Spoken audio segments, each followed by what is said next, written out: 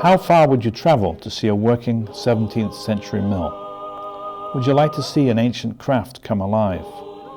See the picture frames made for royalty, presidents, and the Pope.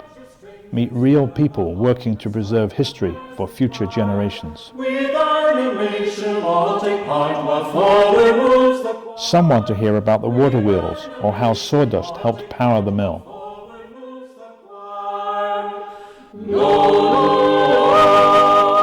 Some come to see 350 years of industrial history.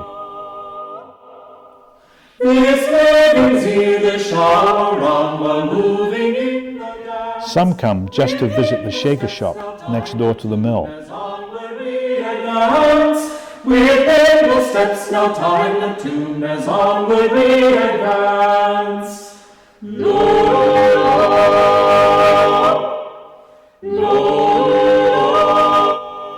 How far would you have to travel to see all this? Well, if you live in Winchester, the answer is about 2 miles. We at WinCam hope this program will send you all the way to the old Schwamb mill at 17 Mill Lane, Arlington. Let's hear some more about the old Schwamb mill. Hi, I'm John Shawcross. Today we're over at the old Schwamb mill in Arlington with Ed Gordon. Ed is the historic site administrator of this wonderful old historic mill, which for Winchester residents you should know is just a couple of miles outside of Winchester. You go past St. Eulalia's Church, you go down Park Avenue, and you come to the Lowell Street, you go down that, and Mill Lane, where the old Schwamb mill is right there. So you really should come and take a look at this place, and I think you'll see why in the next few minutes. Ed, could you tell us a little bit about the history of this building? Well, there has been a mill on this site since 1650. There was a grist mill for grinding corn here as early as 1650. And did I see that it's the oldest continuously operated mill in the United States? It is the oldest continuously operating mill site. This is the third mill on this site.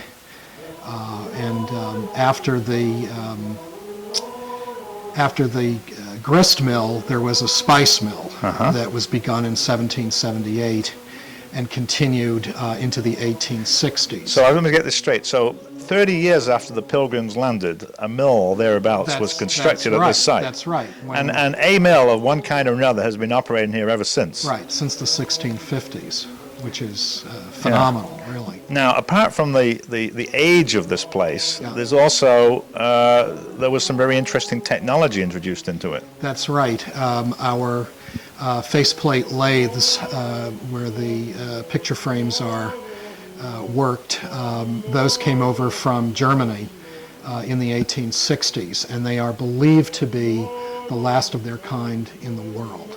And this is the last place where we make frames the old-fashioned way. And these frames are very interesting shapes. I've seen ovals and other shapes as well. They're oval and circular, and they are good quality wood, typically black walnut, maple, mahogany, and we've been making them here since 1864. And I also saw that some quite famous people have had frames from this mill. That's right. Queen Elizabeth II in England, the Queen of Sweden. Frames were made for the Pope in Rome. We've had frames made for the White House. So even though we feel somewhat tucked away here in Arlington Heights, we are widely known in the museum. Mr. Schwamb came over, or his family came over in the 1860s. Well, actually, 5 brothers came over from Germany in the 1830s and 40s. Right. And in 1864, Charles and Frederick Schwamb bought the spice mill here and turned it into a picture frame factory. Very good.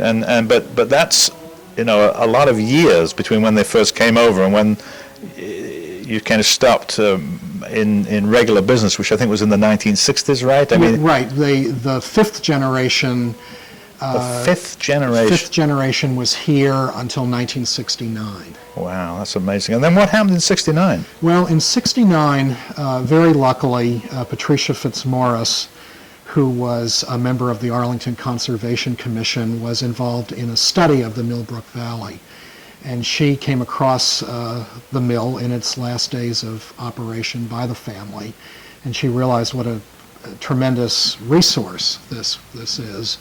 And she went about raising money to save the mill. And in the meantime, the Schwamb sold the mill to a trucking company that had plans to tear it down. Oh, and my goodness. Pat stepped in and saved it with funding from concerned citizens here in Arlington. All right. Now, you said it was almost torn down. I understand at one time there were several mills along the Mill Brook here. There were, by 1871, there were 8 mills along the brook, and there were 2 other Schwamb mills. There was the Theodore Schwamb mill behind the Myrack car dealership on Mass Ave, and they made piano cases, the coverings for pianos. And then further east on Mill Brook, there was the Jacob Schwamb mill, which also made piano cases. So there were 3 Schwamb operations. And then one by one they went out of business. And one by one they went out of now, business. what was it about this mill that allowed it to stay in business when the others went out of business? Do you know? Well, I think in the case of this place, this was a quality product. There was a demand for it. By the 1920s, the Schwambs had the largest concern that made oval and circular frames in the nation. So the 1920s was very prosperous. Here in Arlington yes. was the largest maker of picture oval frames and circular frames in the United States. How many employees would there be that time? By the late 19th century, there were 30 workers per shift. 30 per shift, and there were like 2 or 3 shifts. And there were 2 or 3 shifts. Probably working 6 days a week. So there were close to 100 workers here in the late isn't that 19th amazing? century. When you think of the early, the end of the industrial period in the east here, and here was the mill, and the technology here was very interesting. I understand that there was an old water mill. There was a water wheel in the basement, the 19-foot wide overshot wheel in the basement. The water came in through an opening in the basement, went over the top, caused the wheel to turn. And that provided the power for the belts. Provided the power. And then by the late 1880s, they switched to a steam turbine, Hercules turbine. And then in 1954, the mill got electricity that late. Right. So, but it went out of business 15 years later. And then it went out of business 15 years later. Now we say it went out of business, but actually you still make. Because we still make the frames here. 50 or so custom frames a year. So the craft is kept alive. We can still show the intersection between the human craftsperson and the Industrial Revolution. Right. Now later on, I'm going to be taking a look at your craftsman. His name is David Graff. David Graff, who is the person who does the turning. Who does the turning, yes. Okay, that was very interesting, and there's so much here to see. I wonder if we could just go around your shop and and look at some of the interesting features. Absolutely. Thank you. Okay, what we have here is a historical panel that was created by one of our volunteers, Grace Dingy, and it speaks to the first 3 generations of Schwambs here at the mill, and there is a particularly interesting photograph in the lower right-hand corner that shows the 3rd generation, Clinton and his brother Lewis, holding a frame that is in process out in the courtyard in front of the mill, a photograph that dates to about 1905. Clinton and Lewis helped bring the mill back to prosperity after their father, Carl, who was more of a musician and less interested in the business end of things, let things slide a little bit, but the grandsons brought the mill back to prosperity. Ed, what's the color photograph up in the right-hand area towards the top there? That is a Schwamb house that still stands off of Fessenden Street, very near Massachusetts Avenue. That is the Charles Schwamb house, and interestingly, several Schwamb houses are still around.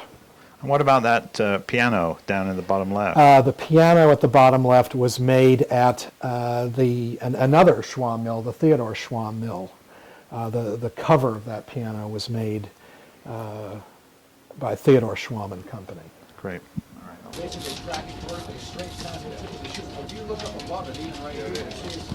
When you enter the old Schwamb mill, you pass through the office, which has quite a history of its own, as explained by Wall Ed Gordon. safe that belonged to Clinton Schwamb and his brother Louis, and this is where they kept their important documents, their cash, their deeds, etc. So Ed, back when there was 150 or so people, Yeah. they would probably line up here on a Saturday afternoon or whenever they That's got right. paid. This is where they were paid, essentially, in this room. And then moving over here to the left to the photograph, this is a remarkable photograph in that it shows the old holding pond that was associated with this mill, where the water was kept until it was needed to operate the machinery. And you can see the workers standing out in front of the building, proudly displaying their product, their frames. And the mill at that point was 2/3 built. The original 1861 center structure, and then to the left, the 3-story finishing wing, where the frames were glued, varnished, sanded, etc. And that photograph dates to 1873. Ed, that's amazing. And in the middle, I see the old Schwamb Mill historic site. So this is on a This historic is register? on the National Register of Historic Places, and it is, really a rare industrial historic site. We're not as huge as the mills of Lawrence and Lowell, but we represent a smaller kind of family factory business.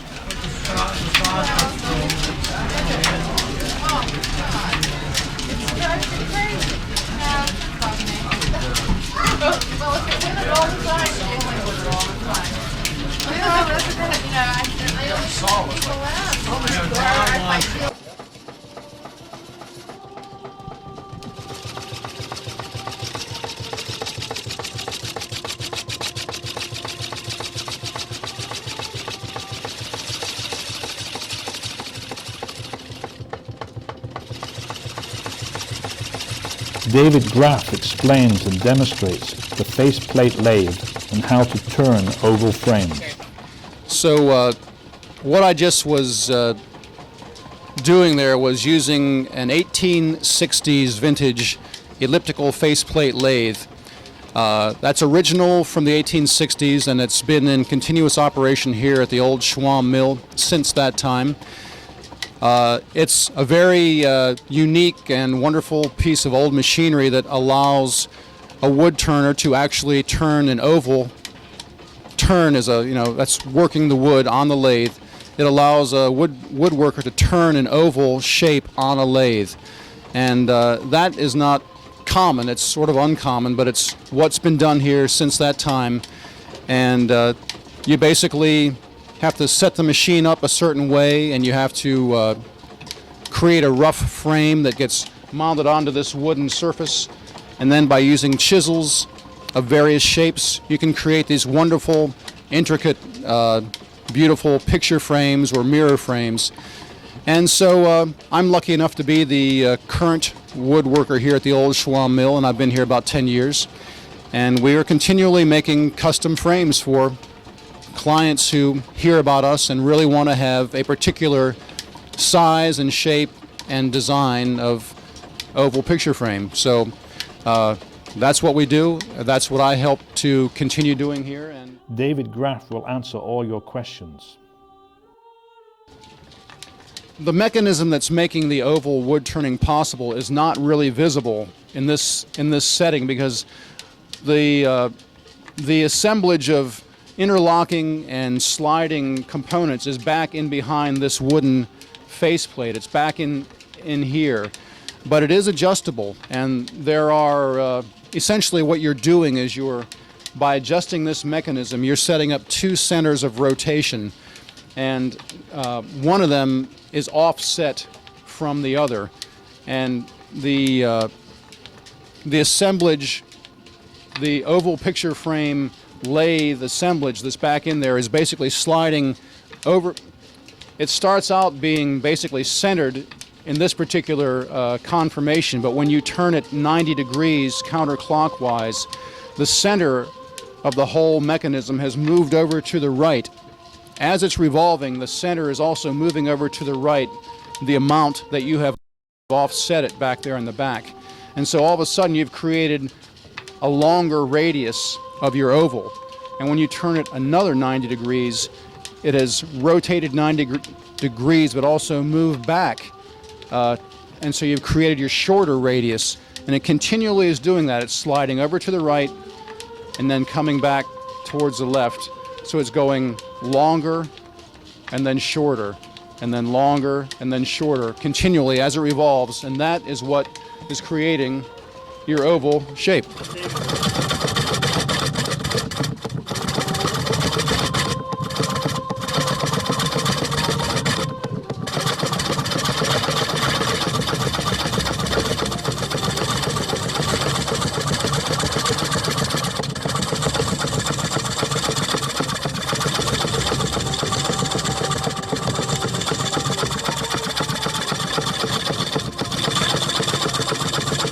And more questions.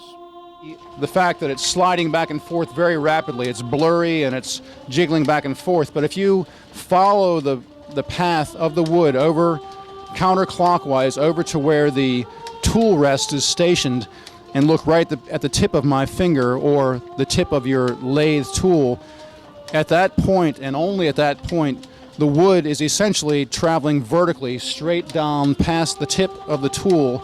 And consequently, you can actually stay right there at that elevation and move along from left to right or right to left and carve the wood out. And it cuts nice and neat and smooth and sharp. But if you moved up a little bit or moved down a little bit, it would be jiggling around and it would be a blurry mess.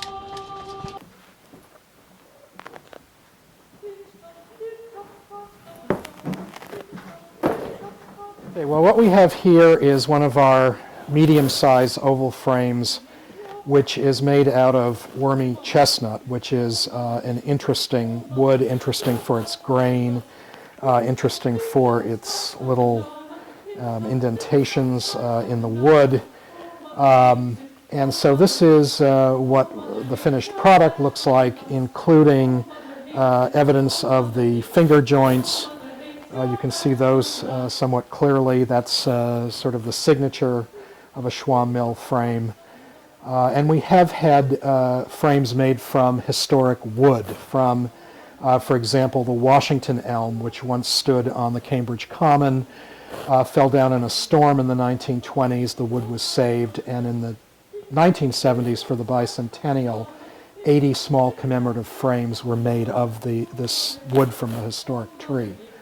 So, okay, what we have on this wall are a lot of unfinished frames that basically show you the types of shapes that we can do, and some of the curvy, more elaborate shapes were made on a router machine that's downstairs, not made on a lathe. But in addition to picture frames, we also made frames for bureau mirrors and for overmantel mirrors.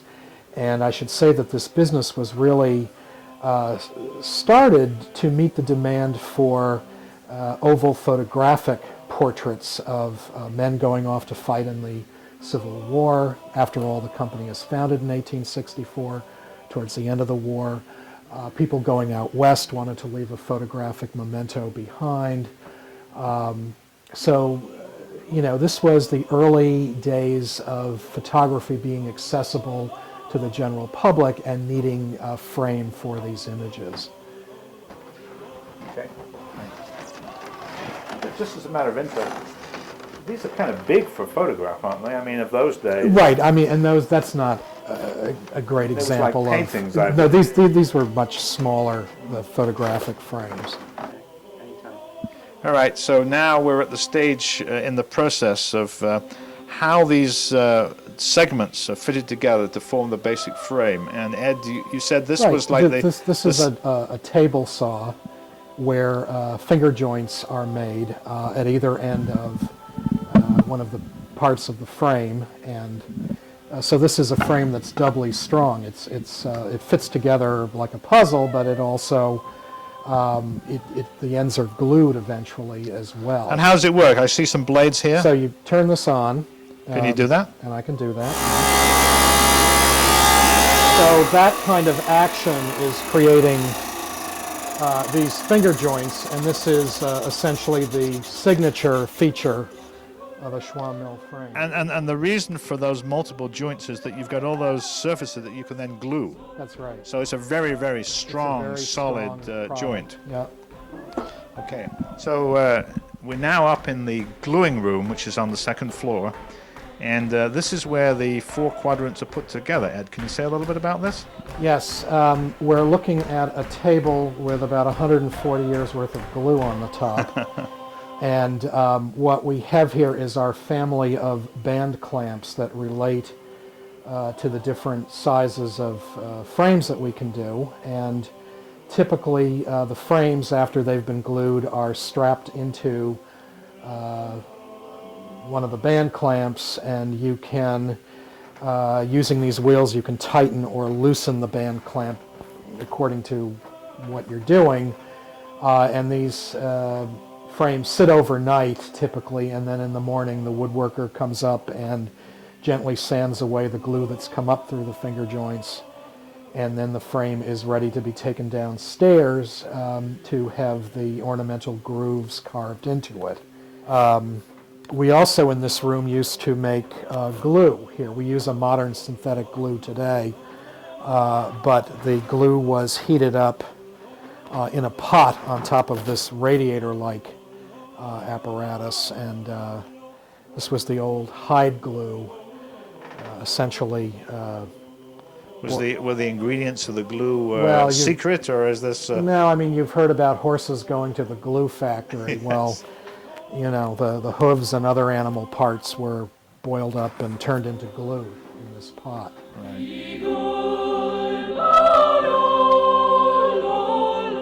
The old Schwamb mill has something to satisfy many tastes.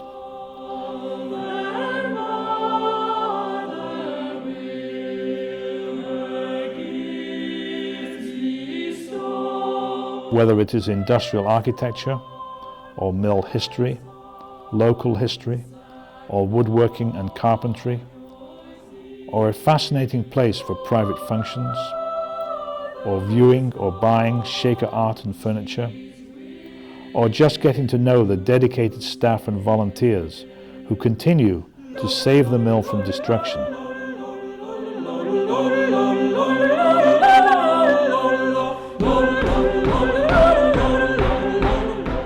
Let's meet one of the most enthusiastic volunteers. So now we're down in the boiler room with David Baldwin, who is one of the trustees of this organization. And David wants to tell us all about how the power worked here. Well, John, actually here in the boiler room, we're in the second power system. That, remember, the old Schwamb mill is the second mill privilege on Mill Brook, about 1650, and it used the power off of the brook. Though Mill Brook runs a very little amount of water, it drops over 200 feet as it travels through Arlington. And so the Schwamb mill is one of about 7 mills that could simultaneously be running on the water. You've seen outside where the mill pond was, through a system of canals, the water was stored in a mill pond outside of the building, and then when needed, it would be drawn through the water wheel that was in the basement of the mill. Fine and good. But in the 1870s, when Arlington was looking to develop a public water supply, they dammed Mill Brook and created the Arlington Reservoir. At that time, all the mill owners were suddenly put out of business because they lost their power source. And so to keep going, the Schwambs introduced steam power with a coal furnace. And you see, this one is the original, dating from 1873. They generated steam. Across the way in the basement of the barn, there was a steam engine which was driven, and the steam engine had a 40-foot power shaft which connected back to the mill and powered the belt and pulley system. The steam was created by the coal boilers, and we're right about 100 feet or so from the old rail lines, which is now the Minuteman Bikeway, and the coal was delivered, and that was burned in conjunction with the sawdust that came from the mill. The mill has what at the time I'm sure was considered a sophisticated blowing system where the sawdust was blown through tubes underground and dumped here in the boiler room. And a mixture of coal and sawdust was fed into the burners. It's interesting, when I first started... So nothing was wasted then? So Right. All the sawdust and the wood chips and so on probably ended up in the boiler room. Yes. The old Schwamb mill would have died long ago if it were not for the dedicated volunteers who devote time, labor, and money. We get money from rents, from the Shaker Workshop in particular, which is in our old barn across the way. That's right across the road. Right across the way is an incredible store selling Shaker furnishings. You don't need to go all the way up to Hancock You don't need to go out to Hancock to buy Shaker furniture. That's You can right. buy it right here in Arlington. That's right, and that's a big help to the mill. From our admissions, from our special events, we do workshops and corporate meetings, and we do children's programs and lecture events, and our open houses in the spring and fall are very well attended. Okay, now let me just ask you, suppose somebody, and I'm sure lots of people will want now that they know about this. You know, I lived in Winchester more than 25 years before I found out about this place. So now that people know about it, I've told you where it is, but you're not open all the time here. Well, we're open all year, Saturdays and Tuesdays, tours between 11 and 3. And on Tuesdays is when you do the wood turning. The wood turning. Yes. So Saturday is probably the easiest for most working people, but if you really want to see the wood turning, you come on Tuesday. Right, you need to come here Tuesdays, yes. And suppose somebody wants to rent the place for some kind of an event. How do they make contact with you? You would call us at 781-643-0554. Boy, that was wonderful, that time. That was perfect. So I understand if the phone rings, the whole shop here gets yes, to the phone. Hear that it's rung. That's right. Say the number again. It is 781-643-0554. And hopefully we'll put this on the bottom of the screen so people will be able to write it down. So yeah. And so if they want to and we also have a website at www.oldschwambmill.org. And Schwamb is SCHWAMB. B, like lamb. Like lamb, without the... .org, was it? .org. So, Winchester residents, the old Schwab Mill. It's really interesting. You come down Park Street Extension, turn left on Lowell, and then you turn down Mill Street, and you'll see this sign and this building. And it's open on Saturdays from 11 till 3 and open on Tuesdays too if you want to actually see the craftsmen working on the machine. So come on down, it's really interesting. And there are some interesting associated buildings, including the Shaker Workshop.